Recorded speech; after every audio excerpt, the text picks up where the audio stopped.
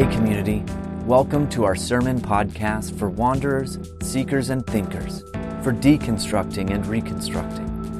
This is a feed of Open Door Church, a faith community focused on God's love and grace, a progressive church built around action, community, and people.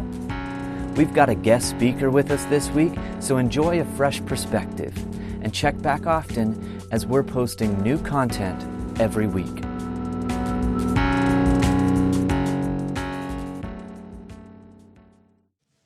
Is it on? Is it on? Oh, yeah.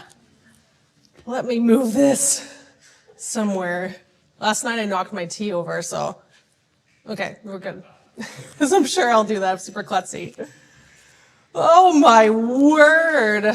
Hello. I don't know how to follow up that amazing music, you guys. Thank you. Thank you, Zagam, Michaela, everybody. The drumming, stellar for the first time. Very nice. Very nice. Yes. I feel like I should introduce every person. It's like a concert. Yeah. Oh, my word. So exciting. Thank you for being here and for having me here. I hope you're all ready for the gay version of Revelation, because I'm going to get right into it. No. Just lying about the Revelation part. Yes. Thank you for being here. I want to also respectfully acknowledge that we're meeting on the unceded traditional territories of the Katzie, Coast Salish, and Solo people. I want to thank them for being a guest on their lands.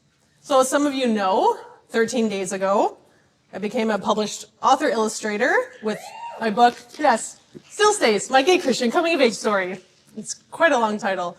It's been a little bit of a whirlwind, and we had our second book launch last night at right here, Open Door, which was super exciting. I'm also wondering, can I raise this up? I'm bad at this. I do. Because I feel like I'm also not centered. Because I don't want to look down too much. Yes. There? Yes. Yes. Thank you. Oh, thank you. I feel better now. Okay. And I'm also really tired, so if I'm not super coherent, please forgive me. Because I'm not, it's been a lot. So I have to admit, the last few weeks have been crazy and interesting, and I've been sort of on one long vulnerability hangover. And it's been super amazing to share and do interviews and answer a lot of questions and ask some questions, but mostly answer, and connect with people from all over. And my dream from the very beginning was just to help one person feel less alone. And so every day that I wake up, and I got like 2 more messages driving here from people that I haven't met that are reading it, and it's overwhelming. And that dream is coming true like a little bit every day, and it's shocking. But as Beverly Cleary said, if you don't see the book you want on the shelves, write it. So I guess I did, which is kind of neat. In Mary Oliver's poem, Franz Marc's Blue Horses, she says, "Maybe the desire to make something beautiful is the peace of God that is inside all of us." For me, creating this book was my attempt at creating something beautiful, that peace of God inside of myself that I wanted to get outside. But putting my innermost struggle, my desperate thoughts, my sexual teenage angst, and then drawing it all for everyone and anyone and all people to see, it's been hard some days. It feels maybe a little uncomfortable. A friend of mine recently said it best. She said, "You probably feel like you're just walking around without skin on, and everything feels extra sensitive." And that's exactly what it feels like. Because vulnerability is just so hard. But if I go to the vulnerability expert, Brené Brown, she says, vulnerability is about showing up and putting yourself out there when you cannot control the outcome. And I cannot control anything what's happening right now. I wrote it, I drew it, I finished it, and I'm just showing up. But I have to admit, there's a lot of little triggers along this way that keep popping up. And I've come so far since coming out in 2010, and I've healed a lot. But are we ever fully healed from our traumas? It's been surprising what message or text or word has unlocked a little bit of grief or fear inside of myself. And I think for a long time, writing the book the last couple of years, I've just taken one big inhale and held my breath. Like, when you go to the doctor and you're going to get a shot, and so you sort of hold your breath because the pain will be easier to endure. And I've just been holding my breath for a couple of years. But when I get a message that's kind or an encouragement, I think it forces me to exhale a little bit. Sharing my story, I am told, is like childbirth. Sounds like all hard work there, but I'm told it's similar because it's super, super painful, but in the end, it's this unbelievably beautiful thing. And that's what I see over and over when I share. Even when people say kind things, it does still feel hard, but it forces me to keep exhaling.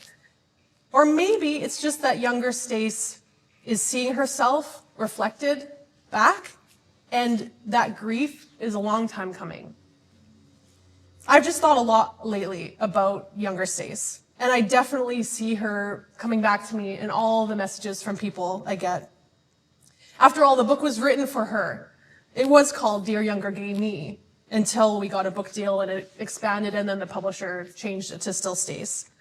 But I think about how vulnerable younger me was.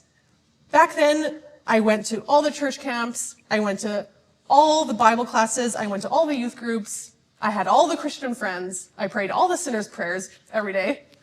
I wore the Christian t-shirts. I believed everything my pastor said. I never questioned it.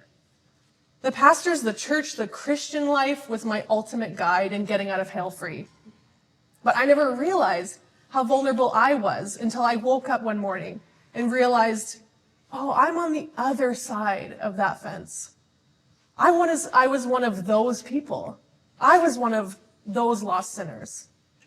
Because as I said, I fully believed everything that my church was saying. So when they said homosexuality is the worst kind of sin, they have to be right.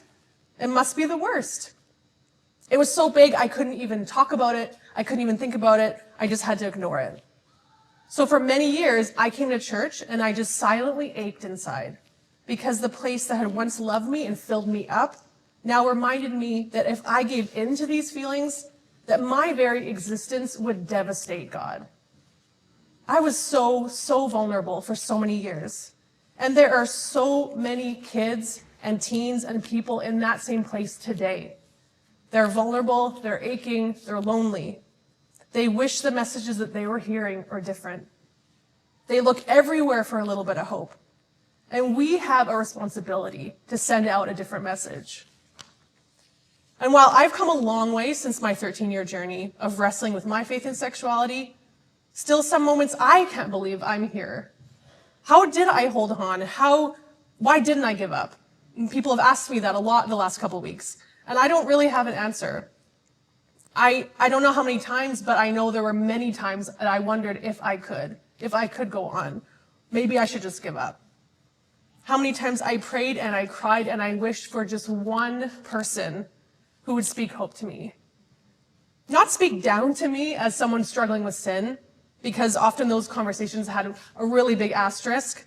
It was, well, God will love you when you fully commit to him and walk away from the sinful lifestyle.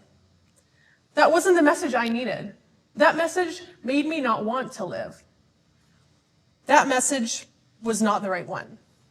I needed hope. I needed love. I need someone to show up as another human being and say, I hear you, I see you, I'm sorry you're hurting. And while this journey now has been emotionally draining and at times uncomfortable, I will never stop trying to be that one person for somebody. Never. And while the majority of the feedback I've gotten has been super positive, I still wince a little whenever my email pings, like, oh, what's coming in? I've shared my story in various ways in the last few years, and sometimes it hasn't always been met with such kindness. After I came out in 2010, I got many messages, private messages, from Christians who were very well-intentioned, but wasn't sure if I knew about those verses. Just feel like, I have to tell you, you should maybe read these. By the way, God can't bless your life. By the way, God can never use you if you choose that.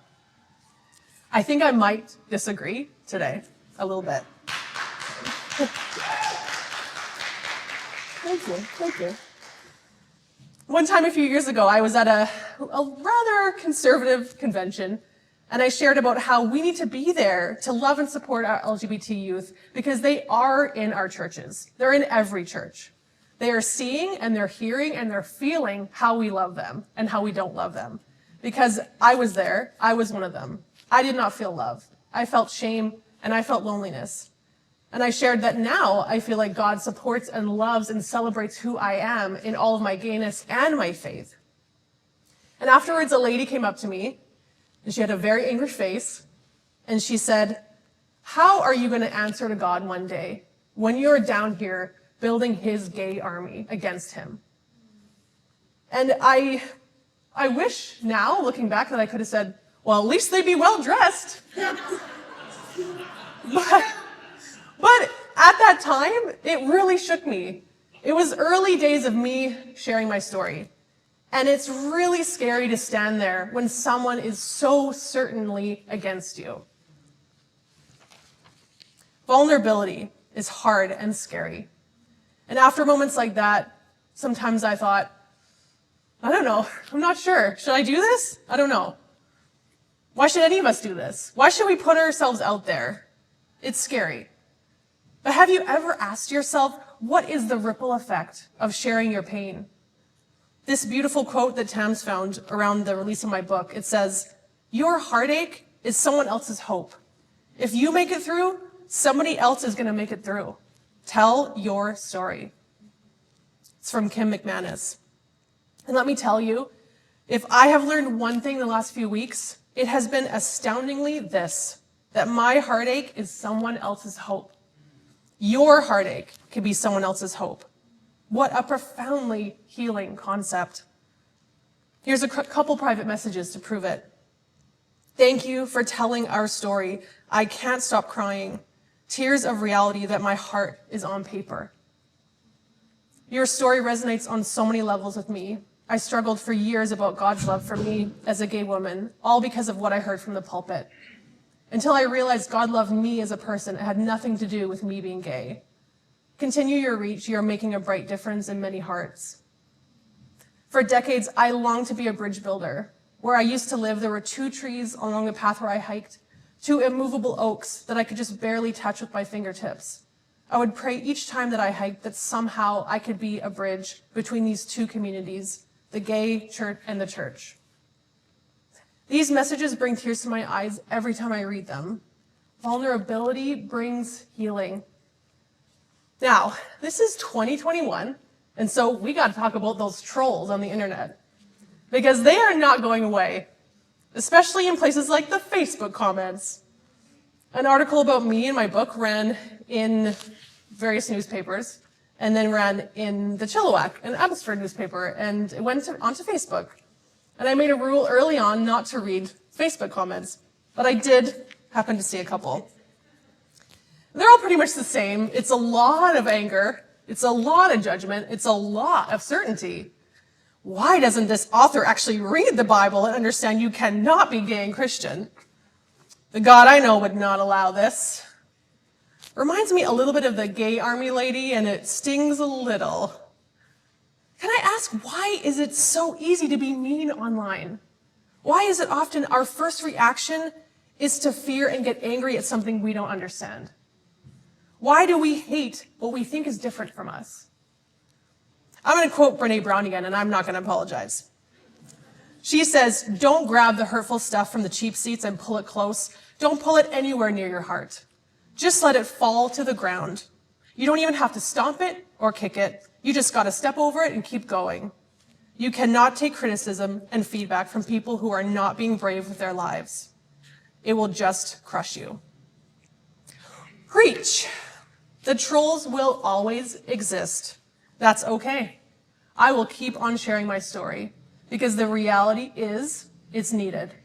And the messages of hope that I get are so much louder than the trolls. Those are the ones I will let permeate my heart. And some days it won't be that easy. And I'll get the wrong message at the wrong time, and it'll catch me off guard because I'm also human, and it's impossible to feel nothing when someone's directed something hurtful at you. But that's when I go on my bike, or I dance with my kids, or I just listen to the wise old words of our sage Taylor Swift, and I just shake it off. Still, every time I go speak somewhere publicly or share, I wonder who's listening. I wonder if someone like the gay army ladies just waiting in the wings, ready to tell me what I'm doing wrong, exactly how bad my sin is. But I take a deep breath, and I share anyway. Susan David in her TED Talk said, "Courage is not the absence of fear. Courage is fear walking." So one foot in front of the other, that's all any of us can do anyway. We just keep walking. If I have learned anything in this season, it's that every interaction we have is a chance to give life or take life away. What we say has impact. Our words have power. So I choose as much as I can, whether it's in person or on Facebook, to try to spread light with my words instead of casting shadows. Maya Angelou said, "I believe that words are things. Someday we will be able to know and measure the hostility or the kindness that emanates from certain words and what people exude when they say certain things. I think they stick on the walls. They go into the upholstery, they go into your clothes, and finally into your very body." I also believe in being a peacemaker. Romans 12:18 says, "If possible, as far as it depends on you, live at peace with everyone." Romans 14:19 says, "So then let us pursue with enthusiasm the things which make for peace and the building up of one another." And I know being a peacemaker in this extremely divisive time we live in some days feels literally impossible. But I think it's just important that we keep trying. For me, sometimes being a peacemaker means standing up for the queer Christian community. Sometimes it's volunteering to have really awkward conversations. Sometimes it's walking away from really difficult conversations. And I know the label of my book has perhaps scared people off. My gay Christian story. Some Christians do not like to be associated with gay people, and some gay people do not like to be associated with Christians. And then there's the straight non-Christian allies that are like, they don't know what to do with me, so they just sort of ignore me. But, one of our best role models in life, Dolly Parton, she said, "Figure out who you are and do it on purpose." And I know what it means to call myself gay. It's pretty easy. But what does it mean to call myself a Christian? And that, Shayla, you talked about this a little bit, which we didn't even talk before. It was perfect. This is possibly the worst time in history to call yourself a Christian. Some of the loudest and most terrible people are speaking on behalf of Christianity right now. But maybe that's all the more reason for other people to be like, hey, we are not all like that. To be honest, I'm always asking myself this question. What does it mean to call myself a Christian? I'm not sure I even know from day to day, except that for now, it fits with my identity, with the definition that I have in my heart, with my relationship with my Creator. And it still seems to fit. And if it makes people uncomfortable, that's okay. If anything, it's a great conversation starter. Besides, I don't think it's our job to make sure that everyone else is labeled appropriately to our comfort level. I think our job is to wake up and live as authentically as we can in our own life. I think that our brains prefer nice, easy, clean labels for people so we know what to think of them, we know where to put them, we know how to classify them, and maybe we know how to treat them. I think our society, in a lot of ways, in terms of LGBT people, we've come a long way. We feel more supported, we feel more celebrated, we feel more normal. And that's great. But being gay in today's world, holding hands with Tams as we walk in public, it still comes with some risks. I think we've learned to just be very aware of everyone around us at all times, just in case. And it's 2021, but we've still gotten dirty looks. We've still seen people get uncomfortable in front of us. We've still gotten yelled at as we put our groceries away from a speeding car, just because we exist. Being gay and standing tall and taking up space in this world is still a risk. We know there will always be people in the world who don't like that we exist. And in the church, if you are gay and you're a Christian, well, It's getting better, slowly. I'll keep talking. But I think we have a long way to go. I feel like over the years, this might make people uncomfortable, but I'm not going to apologize. Over the year, I think we have conditioned gay people to expect a certain level of treatment and acceptance. A conditional sort of love, which is ironic because the church is the one place we should all go to get unconditional love. But so many people in the church are struggling silently because it is too risky to be honest. They feel like the love they will receive will dwindle if people know this part of them. This past week, I hosted a series of Instagram Lives as a virtual book tour for Stace. I chatted with Kathy Baldock as she shared a story about a man who reached out to her and had read her book and just wanted to chat. And so she took him on one of her daily hikes, and they chatted about the work she's done to advocate for the LGBTQ community. And she shared about how she became affirming and how much God loves the beautiful queer Christian community. And when they got back to the parking lot 2 hours later, this man was crying. He said, "How could I not have known this?" So many messages that the church sends out and continues to send out are still ringing loudly in the ears of gay people. We have a lot of work to do to rebuild, reframe, and reclaim these messages. On the last day of my Instagram tour, I spoke with my brother Cody. It was really interesting hearing his experience of growing up in the same house as me and also being gay. He shared some of his experiences looking for a church in Winnipeg, where we grew up, and he and his husband still live. Over the years, Cody has tried to attend a Christian church because those are the ones that align closely with his faith. But they were consistently also the ones that preached against him. He spoke of the most recent church he went to, saying, "I knew they believed homosexuality was wrong when I started going, but I really wanted a community like that. So I went. And after a while, they let me be involved in a couple areas, which is nice. Eventually, I did have to leave because they kept preaching against who I was." Okay, they let me be involved in a couple areas, which was nice. How is that nice? To me, it sounds like a bit of an abusive relationship, like a church gaslighting.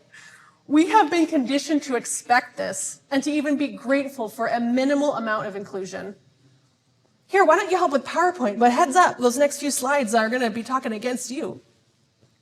And yet, us gay Christians, we keep going, we keep searching, we keep trying to find a church because the reality is we don't have a lot of options and beggars can't be choosers. But safe spaces like this one, Open Door Church, these are slowly beginning to change things. Places like this are saving lives. I have lost count how many people have asked, "Where do you guys go to church?" And I say, "Open Door Church, Maple Ridge." And they're like, "There's an affirming church in Maple Ridge?" Affirming churches are so important. And if you don't consider yourself queer, being an ally is so important. I have a few words about being an ally that I shared recently, and I would like to share them again. If you call yourself an ally, that is amazing. Thank you. We need you. If you are a cisgendered straight person, that's okay. We still love you. However, as an ally, I would challenge you to listen to how people speak about the gay community when we are not around. And if you're able to, speak up. There are many spaces in the church where we are still not allowed in. And what you say or don't say carries a lot of weight. There's this plaque that Tam's had in her Bible school that she went to, and it said, "The absent are safe here."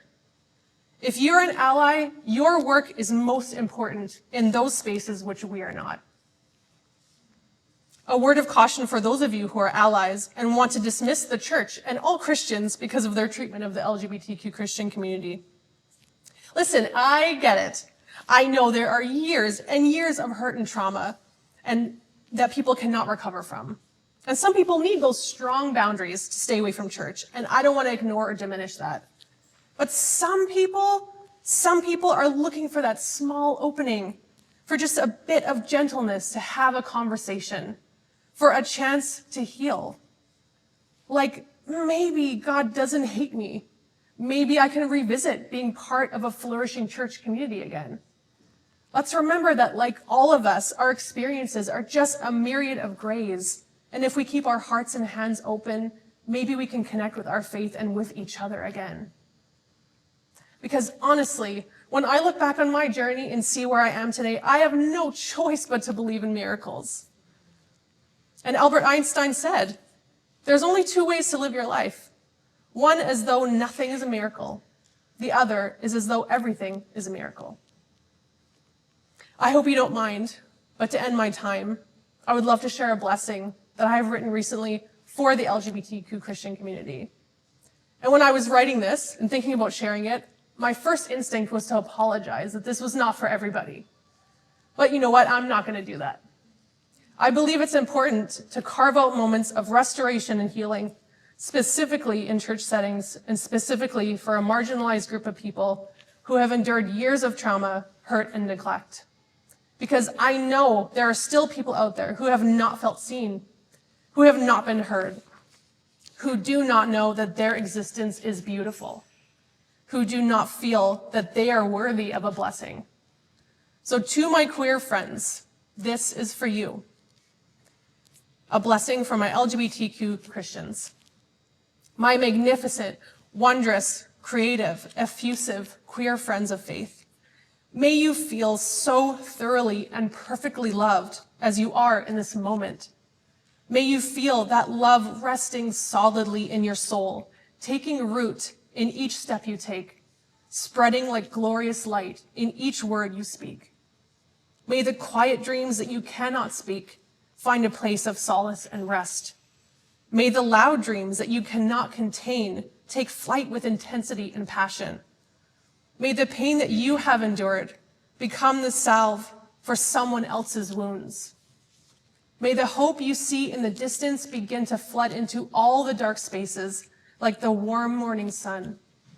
May you never, ever give up on what is meant for you in this life, because there is, oh, so much meant for you.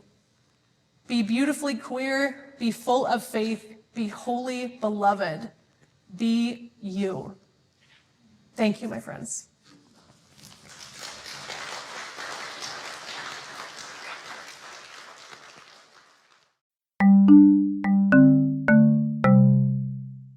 Thanks for listening to this sermon podcast from Open Door Church. Our intro and outro music was created by Lee Rosevear and is used under a Creative Commons by attribution license. Have a great week. Ask the hard questions and explore God's love. Everyone is always welcome to join the journey with us at Open Door. Learn more at opendoorfamily.ca. That's opendoorfamily.ca.